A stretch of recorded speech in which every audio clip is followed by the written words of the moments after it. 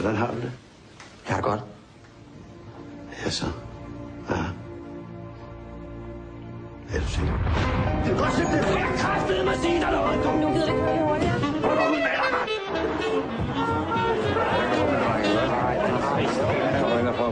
Jeg stopper her og håber, vi må få en dejlig fest sammen alle sammen. Lad os så få noget at spise, ikke?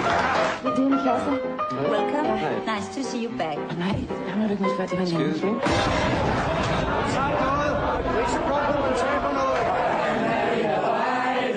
Må jeg interessere dig for min barndomsven? Christian?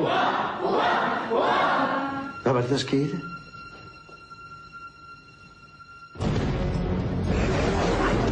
Hvad siger du? Hvad? Det er din Cecilie Rose, det er din far.